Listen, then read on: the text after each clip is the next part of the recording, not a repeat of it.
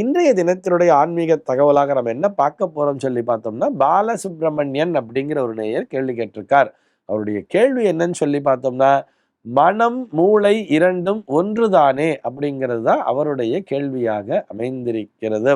இத ஈஸியா புரிஞ்சுக்கிற மாதிரி சொல்லணும் அப்படின்னு சொன்னா, நம்ம சூப்பர் ஸ்டார் ஒரு சினிமால சொல்லுவார் ஒரு வசனம், "நான் இத கேட்டு வேலை செய்ய மாட்டேன். இத கேட்டு வேலை செய்வேன்" அப்படின்னு சொல்லுவார். அதாவது, நான் மூளை சொல்கின்ற அந்த கருத்துக்களின்படி, மூளையின்படி என்னுடைய மூளை ஆணையிடுவதன்படி நான் செயல்பட மாட்டேன்.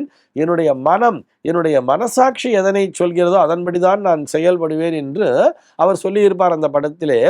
இந்த கருத்தினிலே சர்வ நிச்சயமாக உண்மை என்பது உண்டு.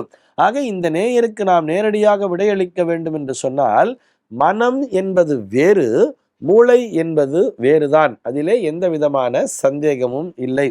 நம்ம அறிவியல் ஜோதிடம் பார்க்கும் பொழுதே நம்ம பார்த்தோம். அதாவது மூளை என்கின்ற பகுதி இருக்குல்லவா, அந்த உறுப்பின் மீது தன்னுடைய ஆதிக்கத்தை செலுத்தக்கூடிய கிரகம். அதை ஒரு கம்ப்யூட்டர் நம்ம ஒப்பிட்டு பார்த்தோம்னா, அதுல ஹார்ட்வேர் அப்படிங்கிற மூளையினுடைய பகுதிகளின் மீது தாக்கத்தை செலுத்தக்கூடிய கிரகமாக சூரியன் என்கின்ற கிரகத்தையும், அது யோசிக்கின்ற திறன் அப்படிங்கிறது ஒன்று இருக்கு இல்லையா, அது எப்படி எதனை செயல்படுத்த வேண்டும் என்று சிந்திக்கின்ற திறனை கொடுப்பதாக அந்த அப்ளிகேஷன்ஸ் அப்படிங்கிற அந்த ஒரு சாஃப்ட்வேரை உபயோகப்படுத்தக்கூடிய கிரகமாக அந்த புதன் என்கின்ற கிரகத்தையும் பார்த்தோம் மூளையை பொறுத்தவரை. ஆனால் மனம் என்று வரும் பொழுது அங்கே மனோகாரகன் என்று சந்திரனை மட்டுமே அழைப்பார்கள். மனம் என்பது வேறு, மூளை என்பது வேறுதான். மூளை என்பது சூரியன் மற்றும் புதன் என்று வைத்துக்கொண்டால், மனம் என்று வரும்பொழுது அது சந்திரன் சார்ந்ததாகவே இருக்கிறது.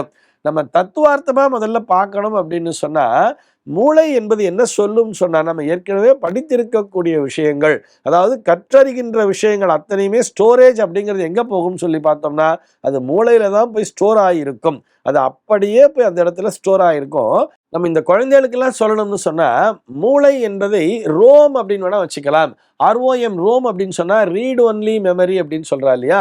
நம்ம என்ன விஷயத்தை படிச்சிருக்கோமோ அந்த படித்த விஷயங்கள் அப்படியே அங்க போய் ஸ்டோரேஜ் ஆயிடுறது இல்லையா, அதை மட்டும்தான் மூளை என்பது செயல்படுத்துகிறது.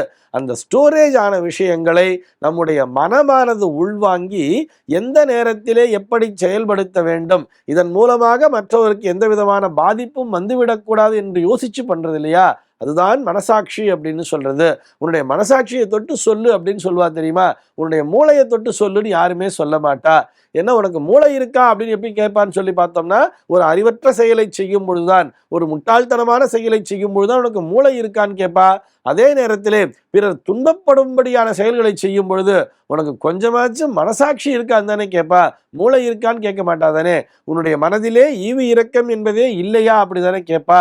ஆக மனம் என்பது வேறு, மூளை என்பது வேறுதான். நம்ம ஜோதிடவியல் ரீதியாக பார்க்கும் பொழுது மூளை அப்படிங்கிறத எது கண்ட்ரோல் பண்ணுது, மூளையினுடைய அப்ளிகேஷன்ஸை கண்ட்ரோல் பண்றது புதன் அப்படிங்கிற கிரகத்தை சொல்றோம்.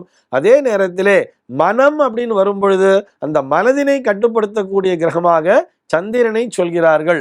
இதில் அடிப்படையான இன்னொரு சூக்ஷ்மம் என்ன தெரியுமா, இந்த சந்திரனுக்கு புதன் என்பவர் எதிரியாகவே பார்க்கப்படுகிறார். இந்த சந்திரனுக்கும் புதனுக்கும் சத்ருத்துவம் என்பதுதான் உண்டு.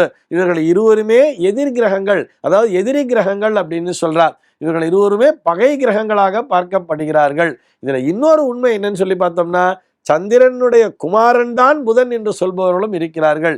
எப்படி சூரியனுடைய புள்ள சனின்னு சொல்றாலோ அதே மாதிரி சந்திரனுடைய பிள்ளை தான் இந்த புதன் என்பவர். அதாவது இந்த மனசாட்சி அப்படின்னு சொல்றோம் இல்லையா, இந்த மனதினுடைய பிள்ளை தான் இந்த மூளை என்பது. ஆக புள்ள சொல்றதை கேட்காம அப்பா சொல்றதை தான் கேட்கணும் அப்படின்னு சொல்றார். ஏன்னு சொன்னா, அதை விட இவருக்கு அனுபவம் என்பது அதிகம் தானே. மூளையை விட மனதிற்கு அனுபவம் என்பது அதிகம். மனசாட்சி என்ன சொல்லுதோ அதன்படிதான் செயல்பட வேண்டும். எல்லா விஷயங்களிலுமே வெறும் மூளையை மட்டும் உபயோகப்படுத்தி செயல்படக்கூடாது. மூளை என்பது நாம் கற்றறிந்த விஷயத்தை கொண்டு இதை இப்படி செய்யலாம் அப்படிங்கிற ஒரு தியரியைத்தான் சொல்லுமே தவிர, அங்க பிராக்டிக்கலா வரக்கூடிய டிஃபிகல்டிஸ் என்னங்கிறத நம்முடைய மனம்தானே சொல்லும்.